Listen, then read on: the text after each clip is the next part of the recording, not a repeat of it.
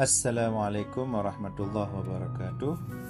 Syiar Umrah bersama Travel Nangro dan JTI musim 14-17 Hijriah atau 2025 Masehi. Bergabunglah dalam perjalanan spiritual yang tak terlupakan dengan paket umrah yang kamu tawarkan. Kamu menyediakan berbagai pilihan paket untuk memenuhi kebutuhan anda dalam perjalanan umrah.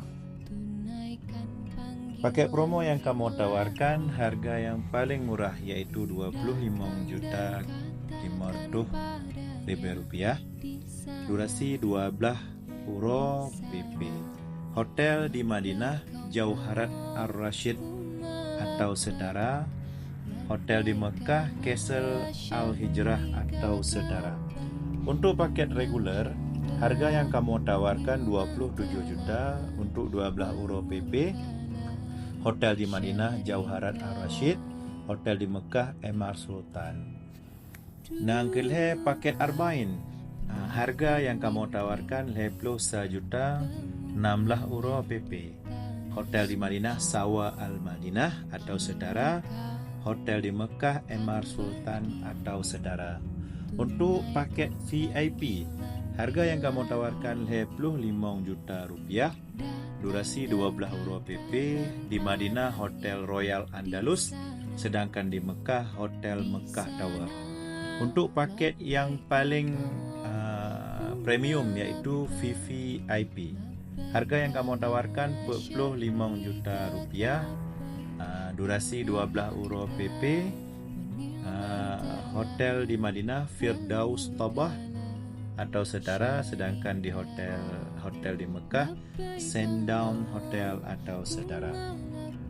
Jadual keberangkatan untuk 2025 15 Juli, 22 Juli, 12 Agustus, sekurang September, 14 Oktober, 13 November dan terakhir tikurang Desember. Memandum nak ke setiap perjalanan jih na saudara-saudara gedanyo yang lain sebanyak 100 bohsit. Daftarkan segera dan pilih semua selera anda.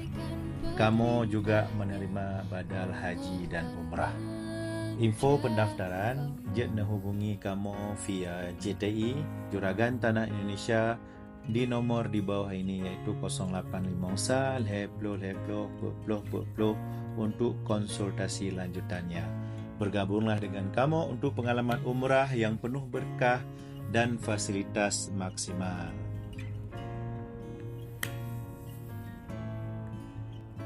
Cukup sekian, hadanallah wa iyyakum ajma'in. Assalamualaikum warahmatullahi wabarakatuh.